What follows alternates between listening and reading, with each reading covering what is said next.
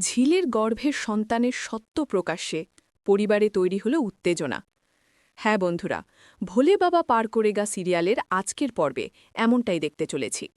গল্পের শুরুতেই দেখা যায় ঝিলের জীবনে আজ যেন এক অদ্ভুত ঝড় বয়ে যাচ্ছে। তার গর্ভে থাকা সন্তানের পরিচয় ঘিরে চারদিকে প্রশ্ন, কানাধুষো আর চাপা উত্তেজনা। পাড়ার মানুষ থেকে শুরু করে স্বাক্ষরের পরিবার সবার চোখ এখন ঝিলের দিকে। কিন্তু ঝিল আজ আর আগের মতো ভেঙে পড়া মেয়ে নয়, সে শক্ত হতে শিখেছে।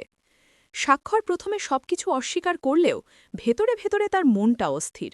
ঝিলের চোখের জল আর নীরব যন্ত্রণায় সে বুঝতে পারে সত্য এত সহজ নয়।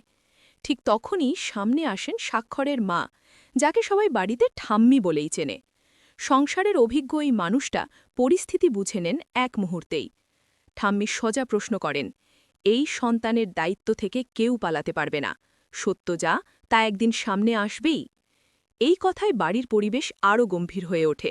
স্বাক্ষর চুপ করে থাকে আর ঝিলের চোখ ভরে যায় জলেতে। কিন্তু এইবার সেই জল দুর্বলতার নয়, বরং সাহসের। ঠাম্মি ধীরে ধীরে ঝিলের পাশে দাঁড়ান। তিনি বলেন, মা হওয়া কোনো অপরাধ নয়, এই সন্তানের সম্মান সবার আগে। এই প্রথম ঝিল বুঝতে পারে সে একা নয়। স্বাক্ষরের পরিবারে মতভেদ থাকলেও ঠাম্মির এই অবস্থান পরিস্থিতিতে নতুন মোড় এনে দেয়।